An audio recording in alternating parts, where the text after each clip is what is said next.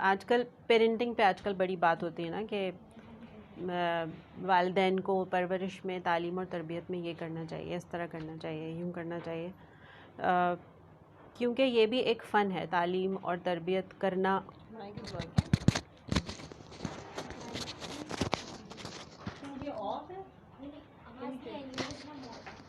अच्छा, ओके। तो जिस तरह और चीज़ें सीखी जाती हैं, इसका सीखना भी एक ज़रूरी अमल है कि आपको बच्चे की अपनी तालीम तो स्कूल दे रहा है, घर में भी तालीम सिर्फ़ ये नहीं है कि वो किताबें जो पढ़ ली हैं वो उसकी तालीम का हिस्सा है। घर में जो कुछ वो देखता है, आप जो घर में उसको जैसा भी एनवायरनमेंट प्रोवाइड करें, वो सब उसकी लर्निंग का हिस्सा, वो सब उसकी तालीम है। और तरबियत आप जो भी जिस तरह कर रही हैं वो एक आर्ट है जो सीखना ज़रूरी है। उसके लिए आप अपने बच्चे की नफ्सियात का जानना आपके लिए बहुत ज़रूरी है कि आपके अपने बच्चे की नफ्सियात कैसे काम करती है, और उस पे काम करने के लिए फिर थोड़ा बहुत अपने ऊपर भी काम करना पड़ता है कि आप पहले अपने आप को भी ठीक करें, ताकि फिर आप जो बच्चे की तरबियत कर रहे हैं उसको बेहतर तरीके से कर सकें। तो उसमें जिस तरह कोई पौधा लगाया जाता है, आप बीज होता है, आप पौधा लगाते हैं, उसकी भी कुछ ज़रूरियात होती हैं ना। उस प्लांट को अगर ग्रो करना है तो सारी चीज़ें, पानी, हवा, सूरज, ये सारी चीज़ें उसको बेहतर तरीके से मिलती हैं तो वो अच्छा ग्रो करता है, नहीं मिलती हैं तो वो मुरझा जाता है। तो बच्चा भी बिल्कुल ऐसे ही होता है, उसको ये सारी चीज़ें, उसकी नीड सारी पूरी हो रही होती हैं तो वो अच्छा ग्रो कर जाता है, वरना वो भी मुरझा जाता है।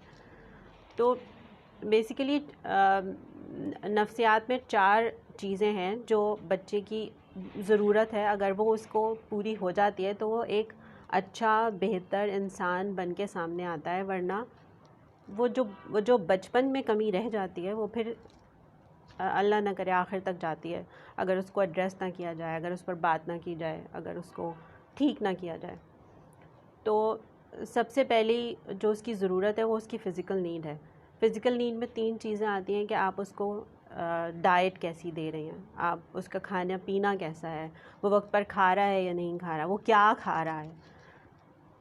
तो उसके बाद ये कि वो कितना खेलता है, वो आउटडोर आप उसको कितना, बाहर कितना खेलने की इजाज़त देती हैं, या घर में कितनी उछल कूद कर रहा है। क्योंकि एक बच्चा, उसके अंदर बड़ी एनर्जी होती है ना, बच्चे के अंदर ज़्यादा एनर्जी होती है, आहिस्ता आहिस्ता कम होती जाती है। उस बच्चे की एनर्जी का सही तरीके पे निकलना, सही जगह पे निकलना, वो बहुत इम्पॉर्टेंट होता है, वरना वो फिर किसी गलत जगह पे निकलेगी और फिर आप परेशान होंगे। तो उसका तकरीबन 1 घंटे खेलना, अच्छा उछल कूद वाला खेलना जिसमें उसका पसीना निकले, वो बहुत ज़रूरी है। तीसरी चीज़ ये है कि उसका जो सोने का वक्त है वो 6 या 8 घंटे की, जो भी हर बच्चे की अलग अलग नीड होती है, कि कोई 6 घंटे में भी नींद किसी की पूरी हो जाती है, किसी की 8 घंटे में पूरी होती है। वो सोना उसका बहुत ज़रूरी है। अगर उसकी नींद पूरी नहीं होती, उससे उसकी मेमोरी पे फ़र्क पड़ता है, उसकी याददाश्त पे फ़र्क पड़ता है, उसको चीज़ें याद ना रह, हो सकता है याद ना रहें, वो भूलना शुरू कर दे। स्लीपिंग साइकिल उसका बहुत इम्पॉर्टेंट होता है कि उसका सही होना, और उसके सही होने के लिए फिर वही 2 चीज़ें ज़रूरी हैं कि उसकी डाइट अच्छी हो, वो अच्छा खेल रहा हो। और डाइट कैसे अच्छी होगी? डाइट ऐसे अच्छी होगी कि अभी हम आपको बताएंगे कि बच्चे की डाइट जो है उस पर उस पे किस बात, तरह हाँ। से काम करना है।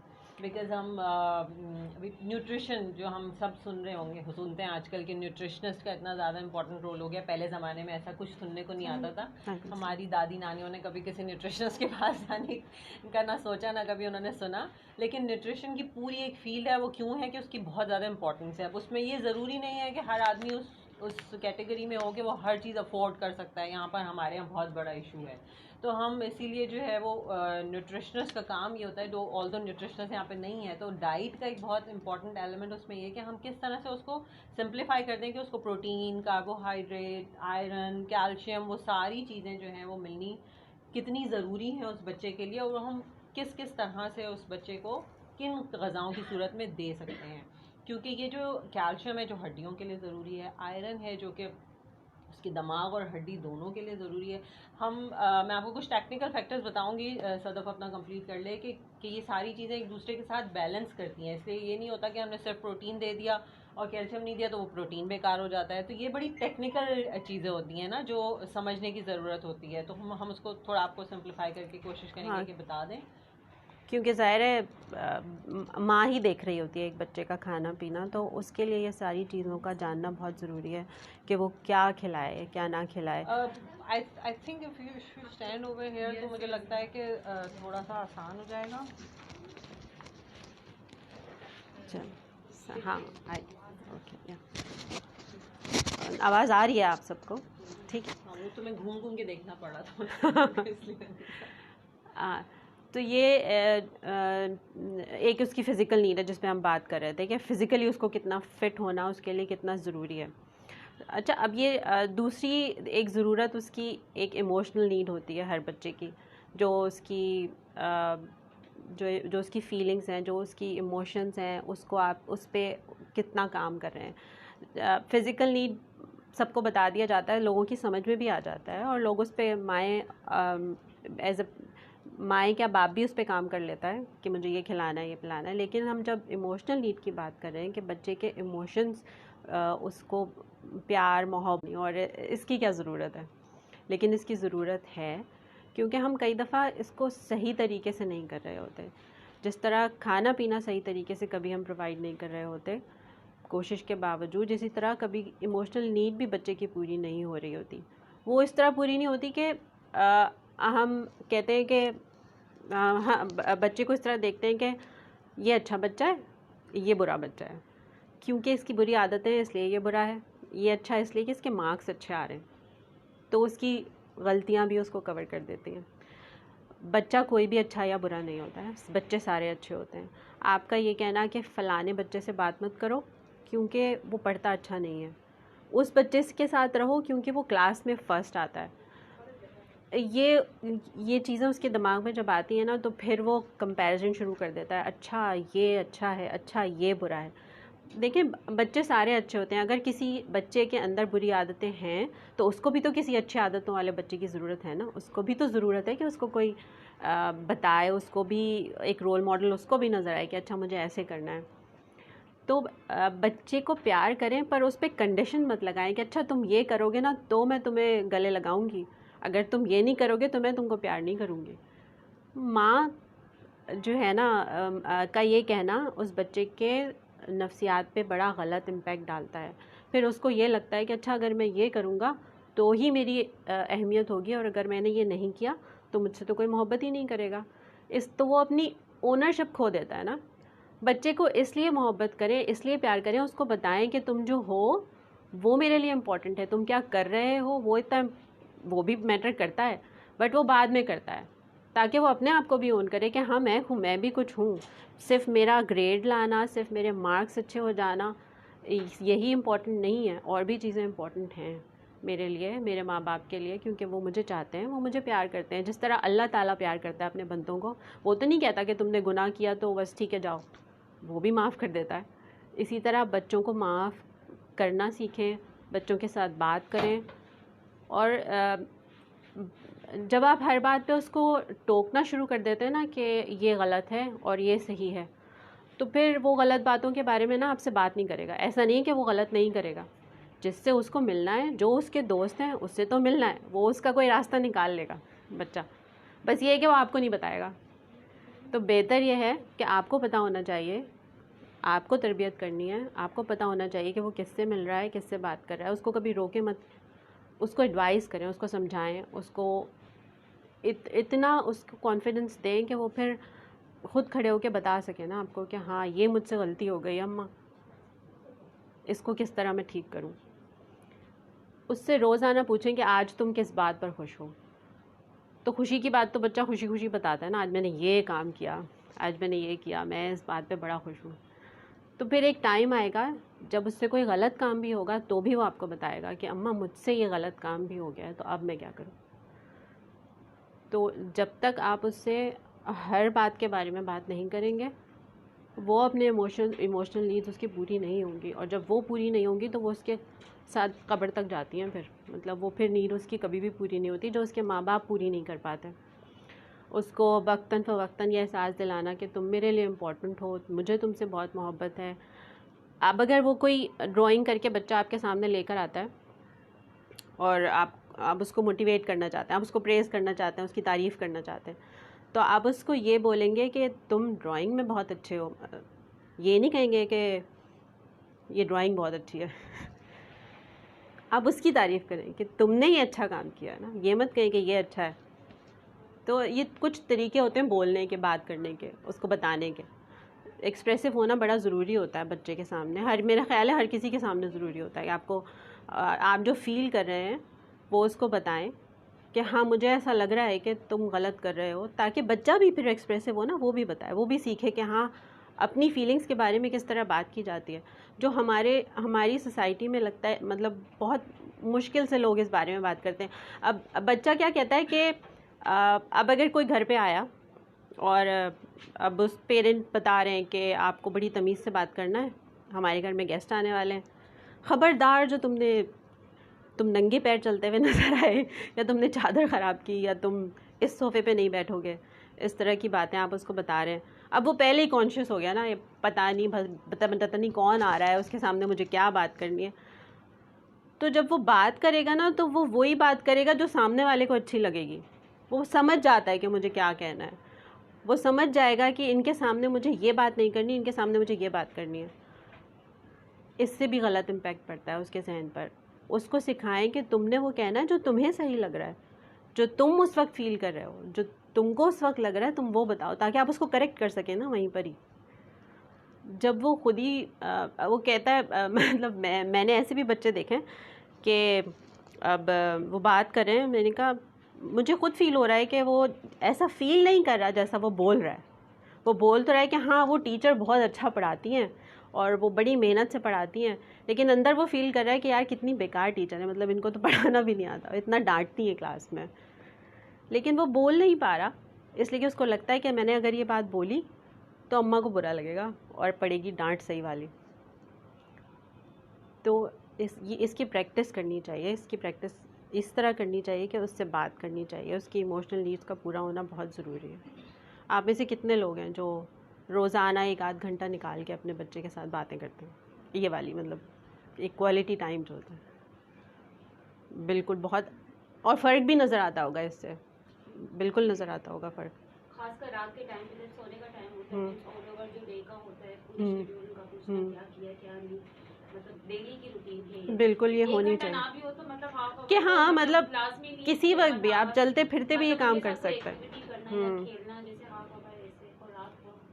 हाँ मतलब वही कि इसके लिए ज़रूरी नहीं कि आप 1-to-1 बैठे हुए हैं। हाँ बिल्कुल बिल्कुल बिल्कुल।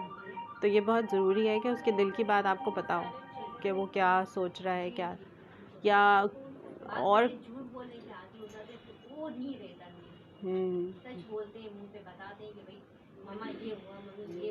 आपको पता चल जाता है कि झूठ बोल रहे हैं। जैसे स्कूल से आते हैं ना, तो मुझे बता देंगे कि मम्मी आज ये क्लास होगा, वो नहीं हुआ।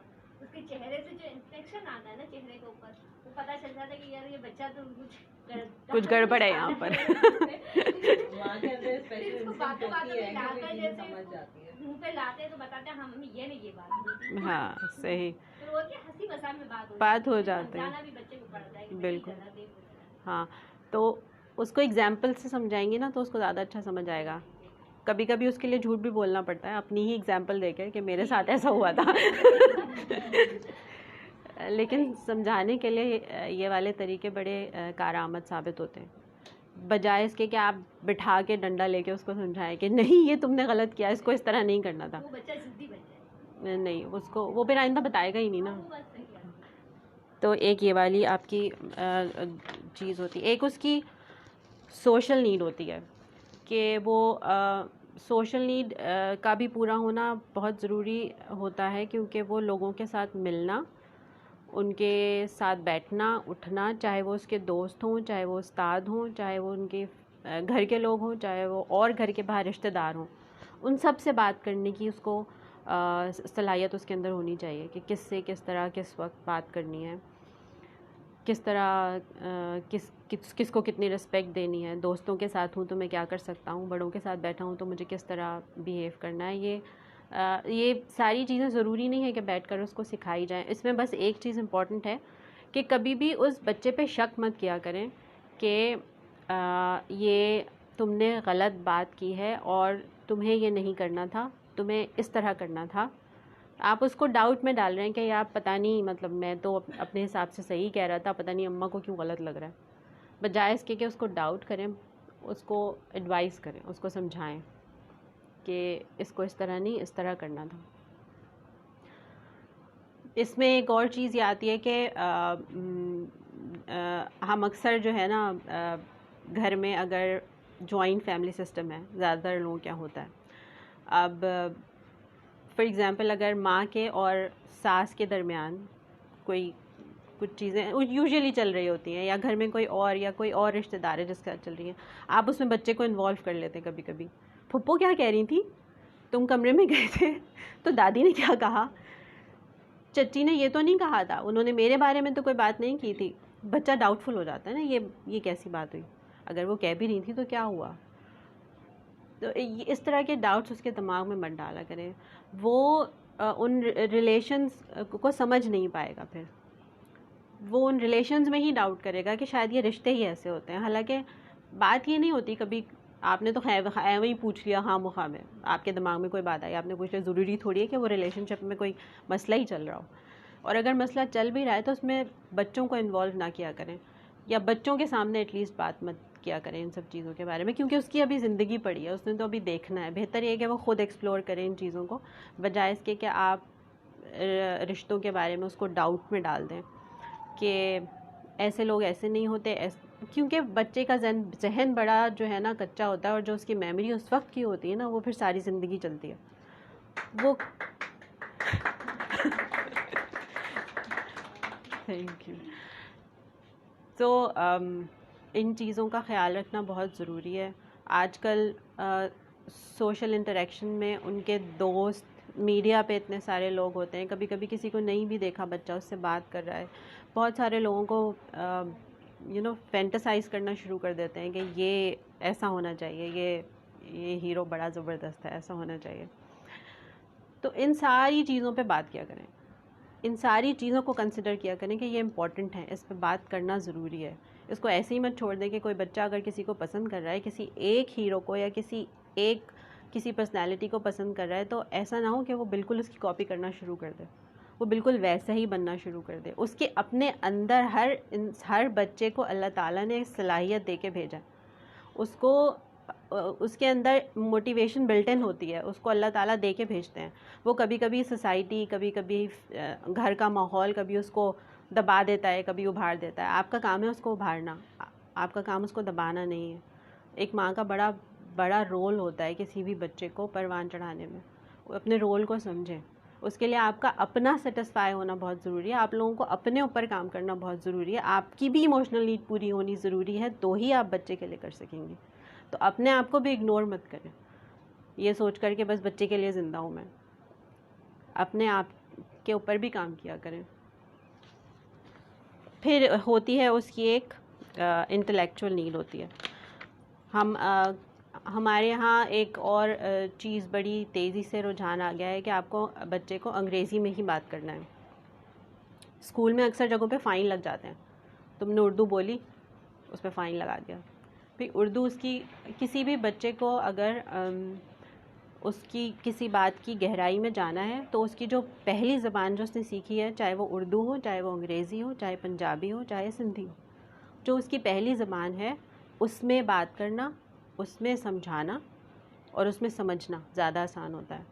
इसलिए उस ज़बान में बात किया करें जो ज़बान आप घर में बोलती हैं, जो ज़बान उसने पहली दफ़ा सुनी है, वो उसकी नीड, मतलब वरना वो सतही सतह पे तो चीज़ों को समझ लेगा, सरफेस लेवल पे उसकी सारी बात समझ में आएगी, बट वो कभी भी उसकी गहराई में नहीं जा सकता, क्योंकि आप खुद ही नहीं जा सकती, क्योंकि आप खुद ही नहीं समझा सकती, तो बच्चा कैसे समझेगा। तो कभी भी ये कोशिशें मत किया करें कि उससे किसी और ज़बान में बात करनी है, जो उसकी पहली ज़बान है उसी में उसको बात करने दें, उसको सवाल करने दें। कभी बीच में मत टोके के बहुत सवाल करते हो भाई, कितने सवाल करते हो, देख रहे हो मैं काम कर रही हूँ, सवाल ही किए जा रहे हो। उसको सवाल करने पे मत रोका करें, उसका पैदाइशी हक़ है सवाल करना। और अगर वो सवाल कर रहा है तो आपको खुश होना चाहिए कि सवाल कर रहा है। अगर वो जवाब नहीं दे रहा या वो जवाब नहीं ढूंढ रहा, वो इतनी परेशानी की बात नहीं है। लेकिन अगर वो सवाल नहीं कर रहा ना, तो ये आप लोगों के लिए परेशानी की बात होनी चाहिए। आपकी रात की नींद उड़ जानी चाहिए, मेरा बच्चा सवाल नहीं कर रहा, इसका मतलब वो सोच ही नहीं रहा, इसका मतलब वो चीज़ों को उस तरह देख ही नहीं रहा। तो ये 4 इम्पॉर्टेंट चीज़ें हैं जो एक बच्चे को एक अच्छा इंसान, मुकम्मल इंसान बनाने में मदद देती हैं। तो मैं चाहती हूँ कि आप इन 4 चीज़ों पे काम करें मिलकर।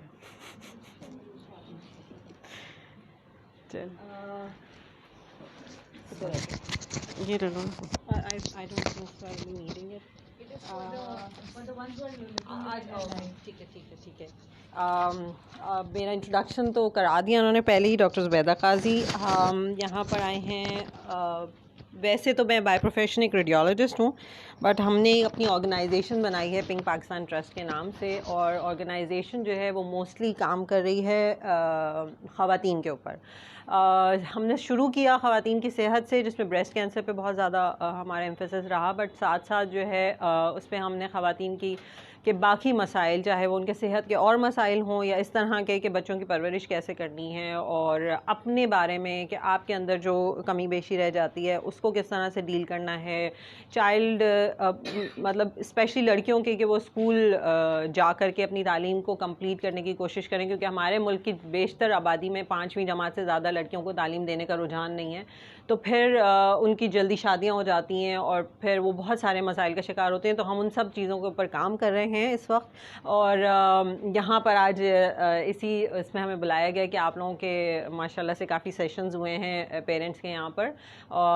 ख़वातीन को एड्रेस करने का एक सबसे इम्पॉर्टेंट एलिमेंट यही है, जिस पर अभी सदफ़ ने बात की सारी के, क्योंकि हम औरतें जो हैं वो हर ज़िंदगी के हिस्से में, चाहे हम ख़ुद बच्चियाँ हैं, फिर उसके बाद जो है वो हम खुद जब शादीशुदा हो गए, माँ बीवी बन गए, फिर माँ बन गए, तो वो सारे फेजेस से गुजरना है, और हमें उन चीज़ों की सारे जो स्टेजेस होते हैं उनके बारे में पता होना बहुत ज़रूरी है।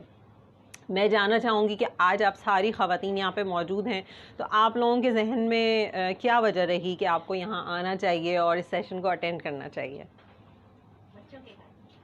बच्चों के खातिर। जी, और सिर्फ बच्चों की खातिर? असल में एक्चुअल में बच्चा जो है वो माँ से ज़्यादा सीखता है, और माँ को भी बच्चों को ज़्यादा ही होता है। इसकी वजह से जैसे हम कुछ सीखेंगे तो बच्चों को सिखा सकेंगे। सही। इस तरफ से बाय फोर्स आए कि नहीं भाई, बुलाया गया था तो आज जाना है? सी, हमारा माइंड फ्रेश हो जाता है। बिल्कुल बिल्कुल। जो नहीं पता होती, यहाँ पर मैंने तीसरी बार अटेंड कर रही हूँ प्रोग्राम। ये बहुत इम्पॉर्टेंट है, ये बहुत इम्पॉर्टेंट है। ये तो है इम्पॉर्टेंट कि बच्चों की खातिर, जैसे अभी सदफ ने कहा कि मुझे सिर्फ बच्चे के लिए ज़िंदा रहना है, दिस इज़ नॉट इम्पॉर्टेंट। अगर आप अपनी ज़िंदगी को से एक सेक्रीफाइस बना देंगे तो आप कभी भी आगे नहीं बढ़ सकते।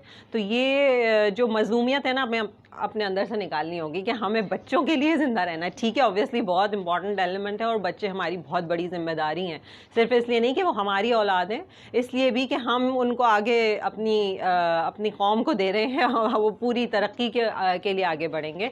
तो ये मुझे बहुत अच्छी बात लगती है कि अगर कोई औरत अपने लिए आ रही है, अपनी फ्रेश हो जाते हैं। जैसे उन्होंने कहा, ऑब्वियसली हम जब किसी भी गैदरिंग में जाते हैं, शादी में जा रहे हैं या कोई मिलाद में जा रहे हैं या आपस में ही घर में कोई गैदरिंग कर रहे हैं, तो हम बातचीत करते हैं तो काफ़ी चीज़ें वेंट आउट हो जाती हैं, फ्रेश हो जाते हैं।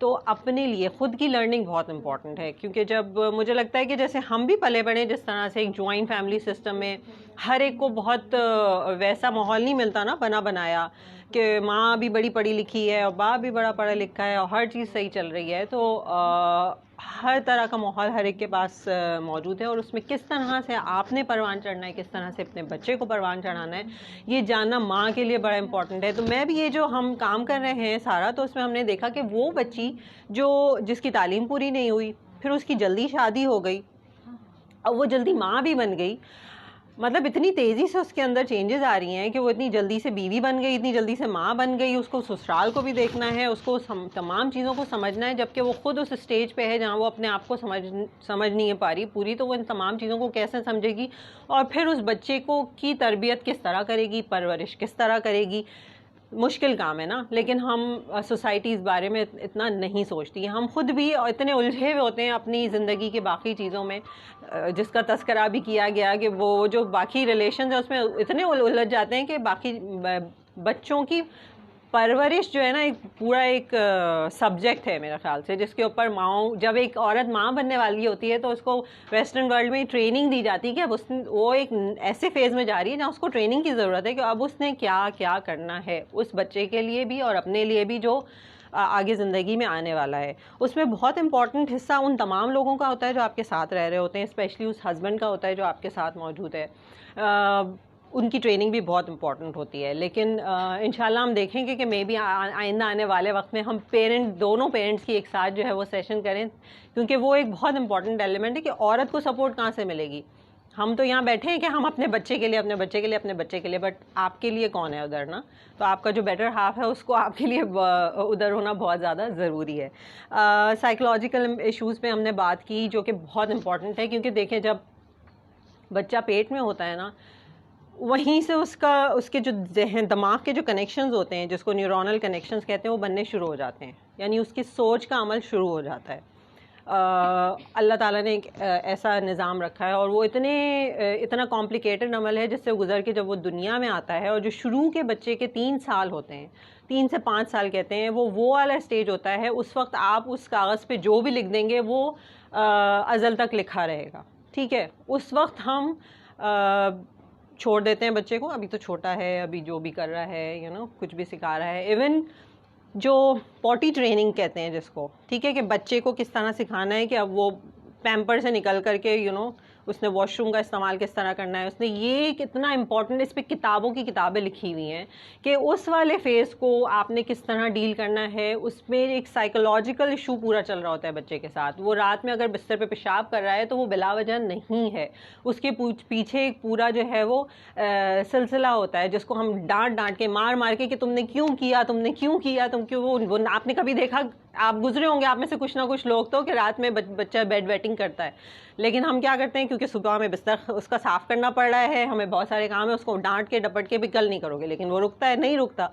तो वी नीड टू नो कि उसके पीछे पूरा, उसका हर चीज़ के पीछे उस वक्त पूरा एक साइकोलॉजिकल मैटर चल रहा होता है, जिसको जानना किसके लिए ज़रूरी है, माँ के लिए ज़रूरी है। और माँ कब जानेगी, जब माँ को खुद पता होगा, जब माँ को खुद शऊर होगा, जब माँ को खुद तालीम होगी। तो तालीम पे एम्फेसिस आपने बहुत ज़्यादा देना है।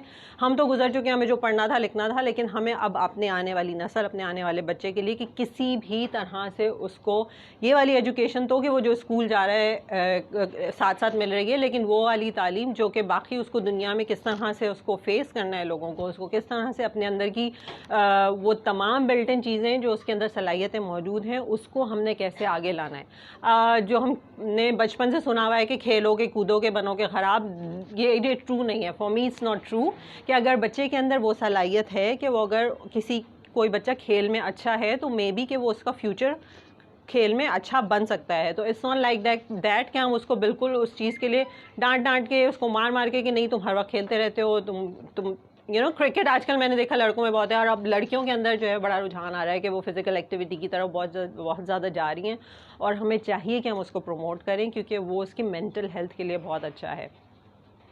मैं बहुत मोटे इश्यूज़ पे आपको बात करना चाहूँगी कि अगर बच्चे की सेहत उसी वक्त अच्छी होगी जब हम उस वक्त से बात करें जब एक माँ कंसीव कर रही है, तो उस वक्त माँ की सेहत का सही होना बहुत इम्पॉर्टेंट है, बहुत ज़्यादा इम्पॉर्टेंट है।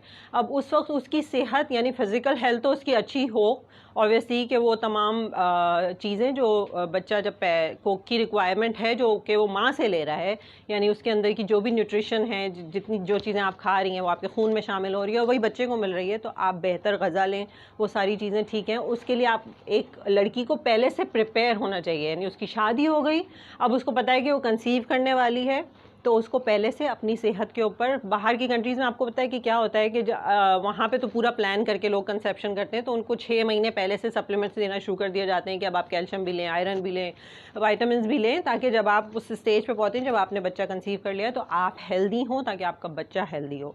नॉट ओनली दिस, आपका जहनी तौर पर सेहतमंद होना बहुत ज़रूरी होता है, क्योंकि आप उस फेज़ में जो चीज़ें अपने जहन पर स्ट्रेस ले रही होती हैं वो तमाम स्ट्रेसेस बच्चे के ऊपर जा रहे होते हैं। वो कहते हैं ना कि कि माँ ने कमरे में तस्वीर लगा लो अच्छे से बच्चे की, इसको देखते रहो तो वैसे ही बच्चा पैदा होगा। तो उसका कोई ना कोई इम्पैक्ट है कि आप जो सोचेंगी, जो आप देखेंगी, जो आप समझेंगी, उसका इम्पैक्ट आपके बच्चे पे आएगा। और वो अगर हम टाइम टू टाइम एक्सपीरियंस करते हैं तो वो अगर हम उसको रिलेट करें तो ऐसा हुआ होता है जब बच्चा पैदा होकर दुनिया में आ जाता है। तो ये वाली एक बहुत इंपॉर्टेंट चीज़ है कि माँ का सेहतमंद होना। तो अपनी सेहत पे बहुत ज़्यादा ख्याल रखें। ये जो फैमिली प्लानिंग जिस पे हमारे यहाँ बहुत बड़ा आई डोंट नो, मुझे कहना चाहिए नहीं कहना चाहिए, लोगों को बुरा भी समझते हैं इसको बाज़ लोग कि भाई क्यों हम 2 ही बच्चे पैदा करें, क्यों हम कम छोटी फैमिली रखें। वो इसलिए इम्पॉर्टेंट होती है कि आपकी सेहत के लिए और उस बच्चे की सेहत के लिए, क्योंकि आज के इस दौर में जहाँ पर हमारे लिए डे टू डे चीज़ों को कवर करना, माशी इकोनॉमिक इतनी ज़्यादा हमारे मसाइल हैं, वहाँ पर हम हर फैसिलिटी हर बच्चे को दे पाएँ ना दे पाएँ। तो अगर हम चाहते हैं कि हमारी सेहत अच्छी रहे, हमारा बच्चा अच्छा ग्रो करे, तो एक बहुत इंपॉर्टेंट होता है कि आप छोटी फैमिली रखें और बच्चे के दरमियान वक्फा जो है वो एक दौरानिया बहुत ज़्यादा नहीं लेकिन मेंटेन रखें माँ की हेल्थ के लिए और बच्चे की हेल्थ के लिए बड़ा इंपॉर्टेंट होता है। तो इस चीज़ के ऊपर भी हमें थोड़ा सा ज़रूरत है काम करने की। फिर ये कि हमारे मुल्क में हमने देखा है कि मटरनल मोर्टेलिटी यानी माँ जो है वो माँ जो बच्चे की पैदाइश के वक्त उसकी डेथ हो जाती है, पाकिस्तान दुनिया में 5वें नंबर पे आता है। यानी इतनी ज़्यादा हमारे यहाँ माँओं की डेथ हो जाती है बच्चे के पैदाइश में। आप सोच सकती हैं कि उसके क्या क्या मसले मसाइल होंगे। ठीक है कि हेल्थ की फैसिलिटीज़ नहीं अवेलेबल बहुत सारी जगहों पर, वो बहुत सारे मसले होते हैं उस दौरान, लेकिन इसके अलावा भी उसकी बहुत सारी वजूहत हैं जिसके ऊपर हम माँओं को ज़रूरी है कि हम उसके ऊपर एम्फेसिस करें। फिर बच्चों की, वो बच्चे जो 1 साल के अंदर, आप अगर 1000 बच्चे पैदा हो रहे हैं तो उसमें से तकरीबन 50 से 60 बच्चा पैदा होते ही मर जाता है। 5 साल की उम्र तक, 1 साल की उम्र तक नहीं पहुंच पाता, वो तकरीबन उन 1000 में से जो है वो 150 से 200 बच्चा 1 साल की उम्र तक नहीं पहुंच पाता। 5 साल की उम्र तक नहीं पहुंच पाते, ऐसे बहुत सारे बच्चे होते हैं। तो हम पाकिस्तान के अंदर ये सारी चीज़ें क्यों देख रहे हैं? बिकॉज़ एक तो ये कि दाई सिस्टम है या घरों में जो बच्चे पैदा करते हैं उसके अंदर इन्फेक्शंस के बहुत सारे एलिमेंट होते हैं। फिर आप छोटे मोटे अस्पतालों में जाते हैं, वहाँ पर डिज़ीज़ पैटर्न इस तरह के लग जाते हैं कि माँ और बच्चे दोनों के लिए मसले मसाइल होते हैं। तो ये बहुत इम्पॉर्टेंट है कि आप उस दौरान अच्छे डॉक्टर और अच्छे अस्पताल में, मतलब ऐसे अस्पताल में जो अफोर्डेबल भी हो लेकिन वहाँ का सिनेरियो ऐसा हो जहाँ पे आपके बच्चे और आपको कोई ख़तरा ना हो कि आप कोई मज़ीद बीमारी अपने साथ ले आएंगी। इसके अलावा एक बहुत इम्पॉर्टेंट ये होता है कि जब बच्चा पैदा हो रहा है और पैदा हो गया है, उस वक्त वो उस फेज़ से गुजरेगा कि वहाँ पर बहुत कमज़ोर है, उसको उन तमाम हेल्थ इश्यूज़ के साथ वो एक्सपोज हुआ होता है। तो एक माँ को पता होना चाहिए कि वो उसको उस वक्त किस तरह से बचा सकती है। यानी अब पानी एक बहुत इम्पॉर्टेंट चीज़ है। हमने देखा है कि हमारे मुल्क में जो है पानी का एक बहुत बड़ा बहरान है और उस पानी का साफ़ होना एक बहुत बड़ा इम्पॉर्टेंट इशू है। हर कोई जो है वो मिनरल वाटर अफोर्ड नहीं कर सकता, तो पानी का जो उबालना है या फ़िल्टर वाटर का यूज़ करना है ये बहुत इम्पॉर्टेंट है, क्योंकि पानी से बहुत ज़्यादा डिजीज़ हमारे मुल्क में, सबसे ज़्यादा इम्पॉर्टेंट डिजीज़ पानी के से फैलती हैं, क्योंकि हमारा गटर सीवरेज और पानी का जो लाइनें हैं वो बहुत ज़्यादा मिक्सड अप हुई होती हैं। तो एक माँ के लिए बड़ा इंपॉर्टेंट है कि वो अपने बच्चे को साफ़ पानी दे, क्योंकि डायरिया से हमारे यहाँ मोस्टली बच्चों की डेथ हो जाती है। पेट की बीमारियाँ बच्चों में बहुत आम होती है। बच्चे, रात मेरी बेटी भी जिक्र कर रही थी कि मैंने स्कूल में, मुझे टीचर ने पढ़ाया कि कीड़े हो जाते हैं पेट में, तो पेट में दर्द होता है, तो भूख नहीं लगती है, यूँ हो जाता है। तो ये वाले इश्यूज हमारे बच्चों के साथ होते हैं। तो माँ को इन चीज़ों के सिम्टम्स, छोटी छोटी बीमारियों का, ये नहीं कि आप वहाँ के डॉक्टर के पास जाएंगे, आपको खुद पता होना चाहिए कि अगर उसको इस तरह से हो रहा है तो इसको ये मसला हो सकता है, तो मैं उसको इस तरह से डील करूँ।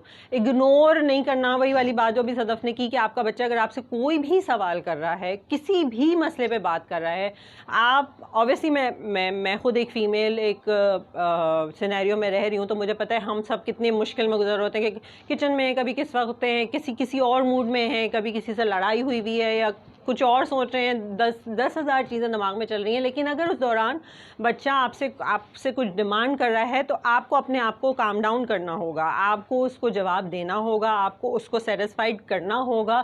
ये बहुत ही ज़्यादा इंपॉर्टेंट है अगर आप चाहते हैं कि आपका बच्चा जो है उसकी शख्सियत के अंदर कोई कमी ना रह जाए।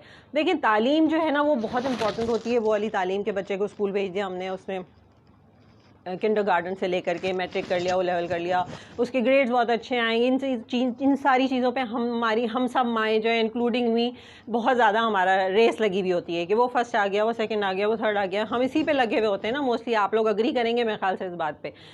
लेकिन इससे ज़्यादा इम्पॉर्टेंट होती है उसकी शख्सियत, कि वो किस तरह का इंसान बन रहा है, जिसके ऊपर हमें काम करने की बहुत ज़रूरत है।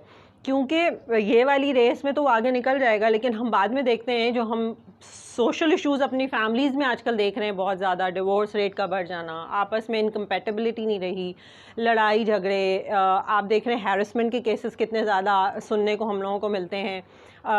इसके अलावा जो है वो सेफ्टी की, तो मतलब ये सब चीज़ें कहाँ से सीखता है वो जो ये सारे काम कर रहा है, चाहे वो लड़का है लड़की है। परवान तो घर से चढ़ा, कहीं ना कहीं तो उसने, ठीक है अगर वो गलत तरबियत में पड़ गया वो एक अलग बात है, लेकिन उसकी जो शख्सियत बनी है वो घर से ही बनी है, ठीक है। वो तो आपने उस शख्सियत के ऊपर बहुत ज़्यादा काम करना है, बजाय इसके कि आप ये देखें कि उसके ग्रेड्स कैसे आ रहे हैं, या उसमें वो भी बहुत इंपॉर्टेंट है ऑब्वियसली अगर उसने तरक्की करनी है। लेकिन अगर एक अच्छा इंसान है तो वो आप माशरे में एक अच्छा इनपुट दे रही हैं बीइंग अ मदर। और अगर एक अच्छा इंसान नहीं है तो at the end of the day सुनने को नहीं मिलता इसकी माँ ने इसको कुछ नहीं सिखाया, ठीक है। इवन बहू को भी सुनने को मिलता है कि घर से सिखा के कुछ नहीं भेजा गया। तो ब्लेम किसके ऊपर आ जाता है? अल्टीमेटली माँ पे आ जाता है, बाप पे भी इतना नहीं आता। तो फिर अल्लाह मियाँ को भी जवाब देना जा करके। तो ये वाले काम के ऊपर जो है ना हमने बहुत ज़्यादा एम्फेसिस करना है। सॉरी टू से मेरी बात शायद बहुत से लोगों को बुरी लगे, लेकिन ये काम है हमारा करने का बीइंग अ मदर। पहले ये होता था कि उस्ताद जो है वो माँ बाप वाली जगह ले लेते, लेकिन आजकल थोड़ा सा मुश्किल हो गया है कि वो वाला दौर नहीं रहा कि जहाँ पर माँ का काम कोई और कर सके ना। तो इसलिए आप लोग आज यहाँ मौजूद हैं और इसलिए आप लोग ये सारी मेरी बातें सुन रहे हैं और इसको आई होप के समझने की कोशिश भी करेंगे। अब जो फिज़िकल नीड की बात की थी अभी सदफ ने कि खेलना कूदना इज़ वेरी इंपॉर्टेंट, क्योंकि उसकी एनर्जी पॉजिटिव निकले, ठीक है, बजाय इसके कि वो एनर्जी कहीं और लड़ाई झगड़े करके निकले या वो मोबाइल पे किसी एक्टिविटी में निकले। स्क्रीन टाइम बहुत बढ़ गया आजकल बच्चों का, जो उनकी आंखों पे स्ट्रेस दे रहा है, जिससे उनकी सुनाई, कान की जो सुनने की ताकत है उस पर इतनी ज़्यादा मसले मसाइल हम देख रहे हैं बच्चों के। हर दूसरा बच्चा चश्मा लगने लगा है उसको, जिसकी वजह से उसकी मेंटल एक्टिविटी स्लो हो गई है। तो हमने उसकी स्क्रीन टाइम को किसी तरह कम करना है। वो हम इसी तरह करेंगे जब हम उसको दूसरी एक्टिविटी में, बच्चों को फिज़िकल एक्टिविटी में इंगेज कर देंगे। चाहे आजकल के हालात ऐसे नहीं है कि आप बच्चों को ऐसे ही बाहर भेज दें, जैसे खेलने बच्चे चले जाते थे, तो आपको थोड़ी सी उसके साथ एफर्ट करनी पड़ती है। अगर बाहर नहीं भेज सकते, पार्क नहीं है, कुछ नहीं है, तो घर में कोई ना कोई ऐसा एनवायरनमेंट रखें कि बच्चा जो है वो खेले कूदे। वो बहुत ज़रूरी है उसकी मेंटल हेल्थ के लिए, उसकी बेहतर तालीम के लिए भी। हम आई डोंट नो आप लोगों में से कितने लोगों को ये एक्सेस हुआ होगा कि स्कूल में शायद आजकल बच्चों को जो है वो, खैर अब तो कोविड इतना ज़्यादा हो गया, जो स्पोर्ट्स वगैरह की एक्टिविटी में इन्वॉल्व करने लगे हैं बहुत ज़्यादा। तो उसमें बहुत सारी एक्टिविटीज़ ऐसी होती हैं जो इसलिए होती हैं कि उसकी बच्चे की जो है वो जहनी सलाहियत को बढ़ाने के लिए होती हैं। टिपिकल एक्सरसाइजेज होती हैं वो, आप लोग कभी गूगल करके देखिएगा, आपको मिलेंगी। वो बड़े मज़े की होती हैं और उससे बहुत पॉजिटिव इफेक्ट आता है बच्चों के अंदर। स्पेशली आप उन बच्चों के में देखिएगा जो कंसंट्रेशन नहीं होती, जिनकी फ़ौरन इधर उधर हो जाते हैं, थोड़ी देर बैठे फिर थोड़ी देर में उधर चले गए, फिर थोड़ी देर में उधर चले गए। तो ये एक काइंड ऑफ डिसऑर्डर होता है, कहा जाता है कि अटेंशन डेफिसिट है बच्चे का। तो उसमें ये फिज़िकल एक्टिविटीज़ बहुत हेल्प आउट करती हैं। हमें बच्चे को फ़ौरन से ये लेबल लोग कर देते हैं ना, ये तो बिल्कुल ठीक नहीं लग रहा, नॉर्मल नहीं लग रहा, इसके साथ कोई मसाइल हैं। कुछ बच्चे क्लास में ऐसे होते हैं जो डिसओरिएंटेड होते हैं और फिर बड़ी डांट पड़ती है उनको टीचर से भी, दूसरे पेरेंट्स कंप्लेन कर रहे होते हैं, लेकिन उस बच्चे के अंदर में भी कोई खुदा ना खास्ता बीमारी नहीं होती। बस उसको चाहिए होता है कि उसकी जो एनर्जी इतनी ज़्यादा है उसके अंदर, उसको हम बेहतर तौर पर जो है वो उसको ट्रैक चाहिए होता है। तो उसके लिए बहुत अच्छी फ़िज़िकल एक्टिविटीज़ होती हैं। ये मैं आप लोगों को इसलिए बता रही हूँ कि आपके जहन में रहेगा, तो आप उन चीज़ों को, और आजकल गूगल इतना आसान हो गया है, यूट्यूब पे बहुत सारी चीज़ें मौजूद होती हैं कि आप उससे ये चीज़ें बड़े आराम से निकाल सकते हैं। उसके बाद जो है वो न्यूट्रिशन, उसका खाना पीना बच्चे का। कहते हुए तो शायद मैं भी थोड़ा सा वो होंगी कि मेरे अपने बच्चों का इतना ज़्यादा नहीं कर पा रहे हैं हम लोग आजकल, क्योंकि जंक फूड का बहुत एलिमेंट आ गया है, बर्गर पिज़्ज़ा, और इन्होंने काफ़ी तबाह बर्बादी कर दी है, स्पेशली उन जो माएँ यहाँ पर जिनके पास बेटियाँ हैं, क्योंकि लड़कियों में हम देख रहे हैं कि जो पॉलीसिस्टिक ओवेरियन डिजीज़ है, PCO जिसको कहते हैं, वो बहुत आम हो गया है, बहुत ज़्यादा आम हो गया है, जिसमें हम देख रहे हैं कि छोटी जब पीरियड शुरू हुए हैं बच्ची को, तब से ही उसको मसले शुरू हो जाते हैं कि रेगुलर नहीं हो रहे, दर्द हो रहा है, कभी कम आ रहे हैं, कभी ज़्यादा आ रहे हैं, बच्ची परेशान हो जाती है, उसकी तालीम पे भी इफ़ेक्ट आ रहा होता है, उसकी बाकी चीज़ों के ऊपर भी इफ़ेक्ट आ रहा होता है, फिर बाल आने शुरू हो जाते हैं, मोटापा शुरू हो जाता है। ये टिपिकल उसके साइंस होते हैं पॉलीसिस्टिक ओवेरियन डिजीज़ के। तो ये बहुत ज़्यादा कॉमन हो गया है, और ये कोई बीमारी नहीं है कि जिसके लिए दवाएँ दी जाती हैं। इसमें बहुत ही इंपॉर्टेंट एलिमेंट क्या होता है, हमारी ग़िज़ा, ठीक है, जिसके अंदर हम चिकन के बारे में बहुत सारे लोग कह रहे हैं ना कि जो पोल्ट्री वाली चिकन है, वो सारी चीज़ें जिनमें हार्मोन के इंजेक्शन लगाए जाते हैं, ऑब्वियसली वो सब ख़तरनाक होती हैं।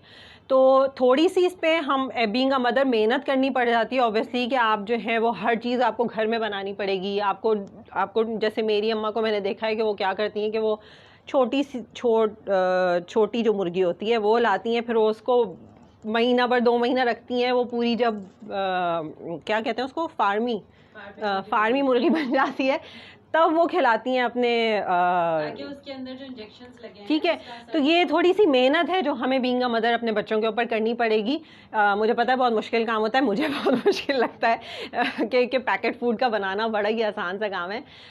थोड़ी सी हमें मेहनत ये करनी है कि बच्चों को दाल और सब्ज़ी खाने की आदत डालनी पड़ेगी। ये वक्त की ज़रूरत हो चुका है, इसलिए आपको ये करना पड़ेगा, क्योंकि ये हमारे बच्चों की सेहत पर बहुत बुरा असर डाल रहा है, और हम day to day being a doctor हम देख रहे हैं कि ये मसाइल जो हैं वो बढ़ते चले जा रहे हैं। बच्चियों को नहीं समझ आती है बात, आप उनको बताएंगी तो नहीं। तो आपको थोड़ी सी शुरू में जब हम मेहनत कर लेते हैं कि बच्चा जब बड़ा हो रहा है उसी वक्त हम उसको वो चीज़ें खिलाना शुरू कर देना, तो वो फिर आदत हो जाती है उसको कि वो जो घर में बन रही है।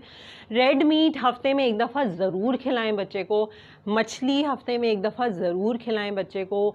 ज़रूरी नहीं है भाई, मैंने शुरू में जो बात की कि अफोर्डेबिलिटी के इश्यूज़ होते हैं, तो प्रोटीन, विटामिन, कैल्शियम और आयरन, ये सारी चीज़ें ज़रूरी नहीं है कि चिकन में, गोश्त में ही मौजूद हो, ये दालों और सब्जियों में भी उतनी होती है, ठीक है। इवन आजकल तो दाल सब्ज़ी भी महंगी हो गई है, लेकिन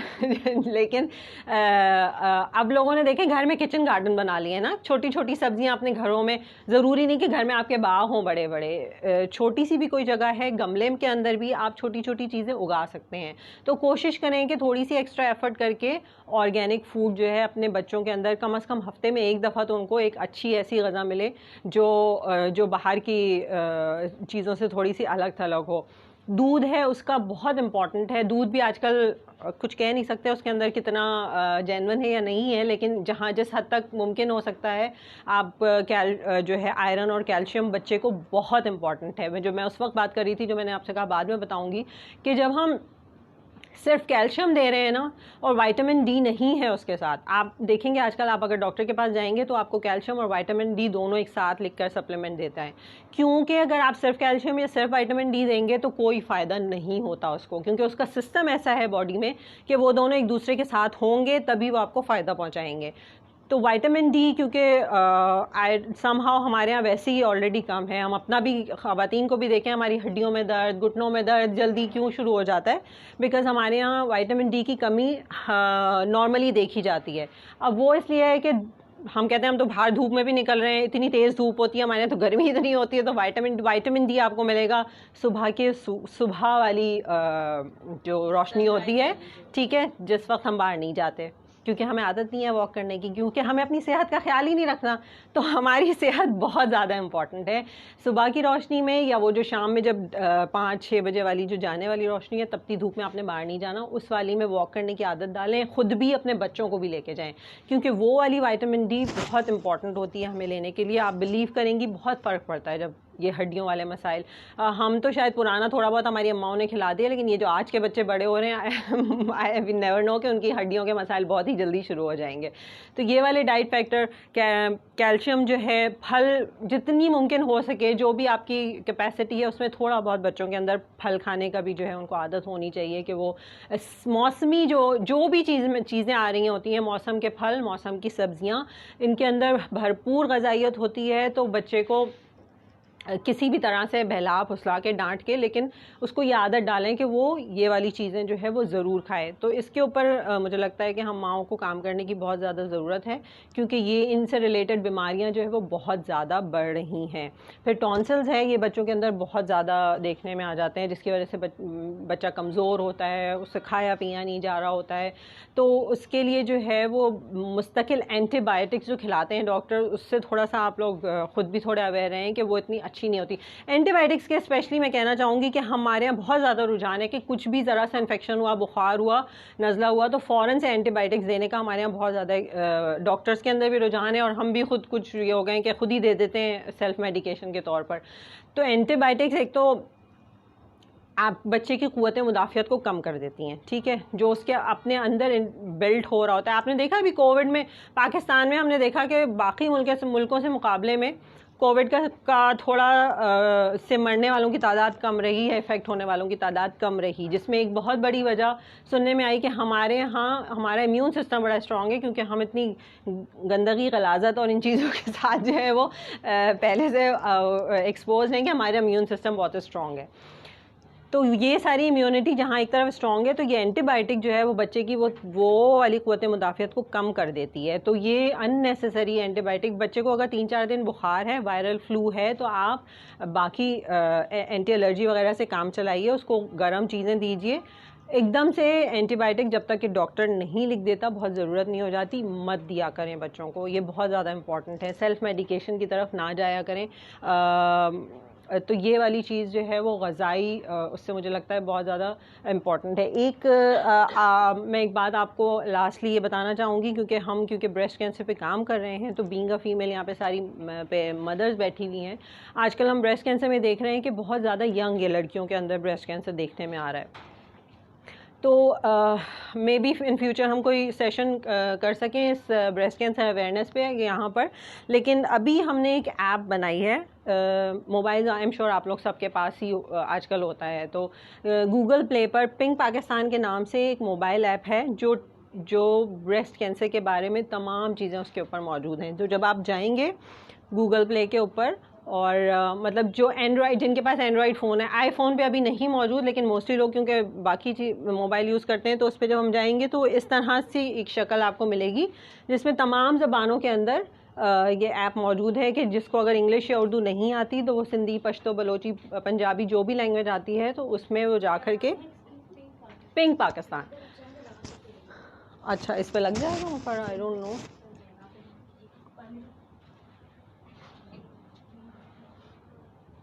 ये मैं आपको इसलिए बता रही हूँ कि देखें, बीइंग अ मदर, हम जैसे अपनी बच्चियों को प्रिपेयर करते हैं ना, जब हमें पता है कि वो बलूगत की तरफ जा रही है, तो हम उसको बताते हैं ना कि अब तुम्हें पीरियड्स आने वाले हैं, तुम्हें इस तरह के सिम्टम्स होंगे, कहीं ऐसा ना हो कि बच्चे परेशान हो जाए, वो एकदम से उसको कहीं पर है और उसको, तो ये ब्रेस्ट कैंसर भी अब इस तरह से हो गया है कि हमें ज़रूरत है कि जब बच्ची हमारी जो है वो बड़ी हो गई है, प्यूबर्टी उसकी हो गई, उसको पीरियड्स शुरू हो गए हैं, तो हम थोड़ा थोड़ा उसको इसके बारे में ज़रूर बताना शुरू कर दें कि ये एक ऐसी बीमारी है। जी बिल्कुल, एक ऐसी बीमारी है जो आजकल लड़कियों में कॉमन होती जा रही है, उसकी कुछ वजूहात हैं, उसके ऊपर हमें काम करने की बहुत ज़रूरत है। और एक बहुत छोटी सी सिंपल सी एक चीज़ होती है जिसको हम कहते हैं अपना खुद शख्सी मुआयना करना, यानी अपने ब्रेस्ट को आपने किस तरह से महीने में एक दफ़ा खुद मुआयना करना है, सिर्फ ये देखने के लिए कि अगर खुदा न खास्ता उसमें कोई तब्दीली आ रही है, ज़रूरी नहीं है कि वो ब्रेस्ट कैंसर की हो, लेकिन अगर कोई तब्दीली आ रही है तो आप उसको ज़रूर नोटिस करें और उसके बारे में डॉक्टर से ज़रूर डिस्कस करें। क्यों कि ब्रेस्ट कैंसर एक ऐसा कैंसर है जिसको अगर आपने शुरू में पकड़ लिया तो उसका इलाज पूरा मुमकिन है, ठीक है। अगर खुदा ना खास्ता वो जिस्म के किसी और हिस्से में चला गया तो ज़िंदगी उससे ज़्यादा बुरी कोई नहीं होती, क्योंकि आप लोगों में से कितने लोगों ने ब्रेस्ट कैंसर के पेशेंट को देखा है? इतने से क्राउड में हम देख रहे हैं कि इतने सारे हाथ उठे हुए हैं। तो हर साल हमारे यहाँ जो रिपोर्टेड केसेस एक अंदाजे के मुताबिक तकरीबन 50,000 औरतें जो हैं वो मर जाती हैं ब्रेस्ट कैंसर से। आपकी कज़न थी, क्या उम्र होगी उनकी? तो कितना मिजरेबल स्टेज होता है ना ये। कितना तकलीफ दे होता है आप इमेजिन नहीं कर सकते। जो लोगों ने देखा हुआ है, जो गुजरे हुए हैं कि और यंग एज में जब इतनी आपकी फैमिली बन रही है, आप खुद अभी न्यूली मैरिड हैं, एक रिश्ते में हैं, अब उस बच्चे को कौन देखेगा, वो पूरी फैमिली डिस्टर्ब हो जाती है। तो एक ऐसी बीमारी जिसको अगर हम शुरू में पकड़ लें और उसका पूरा मुकम्मल इलाज हो सकता है। आप ऐसे ऐसे मरीज़ देखेंगे जो आपको लगेगा भी नहीं कि इनको कभी ब्रेस्ट कैंसर हुआ था। तो इसलिए हमने जो है वो नहीं चल पा रही है इधर, चलें तो इस पे जो है वो हमने इसीलिए हम वैसे तो बहुत सारे सेशंस करते हैं, लेकिन ये ऐप बनाने का मकसद ये था कि हमने जाकर देखा कि जब भी हम जाते हैं तो बहुत सारी जगहों पर ऐसा फीडबैक मिलता है जहाँ कोई बात नहीं करना चाहता, जहाँ कोई चीज़ के बारे में सुनना नहीं चाहता। क्यों नहीं आपके ख्याल से ऐसा क्यों है कि हम क्यों ना बात करें इसके ऊपर? क्या ऐसी मायूब बात है कि ब्रेस्ट के ऊपर बात ना की जाए? नहीं है ना भाई, जिस्म का एक हिस्सा है, ठीक है, लेकिन हमारे यहाँ उसको इस तरह से पेश कर दिया गया है कि अगर किसी को बताएंगे तो पता नहीं क्या समझेगा। मैंने खुद पेशेंट्स देखे हैं कि जिनको इस बीमारी की वजह से घर टूट जाते हैं, जिनकी तलाक हो जाती है, जिनको उनके घर वाले आइसोलेट कर देते हैं, जैसे कोई पता नहीं छूत की बीमारी उसको हो गई या खुदा ना खास्ता उसने कोई गलत काम, कोई गुनाह कर दिया हो जिसकी वजह से उसको कैंसर हो गया। ऐसा कुछ नहीं है, अल्लाह ताला की तरफ से दी हुई बाकी बीमारियाँ होती हैं, तो ये भी एक बीमारी है। तो ये जो है बहुत आसान इसको हमने रखा कि आपको जो भी लैंग्वेज सेलेक्ट करनी है आपने इसको सेलेक्ट कर लिया। फॉर एग्जांपल मैंने उर्दू का सिलेक्शन किया और उसके बाद आपको इसके अंदर सारा ब्रेस्ट कैंसर के बारे में आ जाएगा लिखा हुआ कि क्या होता है, इसके क्या वजूहात होती हैं, आप उनको किस तरह से, क्योंकि आपको वजह पता होनी भी ज़रूरी है कि अगर आपकी फैमिली में आपकी माँ को हुआ या बड़ी बहन को हुआ या ब्लड रिलेशन में किसी को हुआ तो आपको पहले से अलर्ट हो जाना है। जैसे अगर आपकी कज़न आपकी फुप्पो की या चचा की बेटी थी, खूनी रिश्ता था, तो आपको पहले से अलर्ट हो जाना है कि मेरे साथ ये हो सकता है, ठीक है, मैं अपनी बच्ची को पहले से बता करके रखूँ। तो ये सारी चीज़ें हमें पता होनी बहुत ज़रूरी है। इसके बारे में आप पढ़ सकते हैं, मालूमात हासिल कर सकते हैं। उसके बाद सॉरी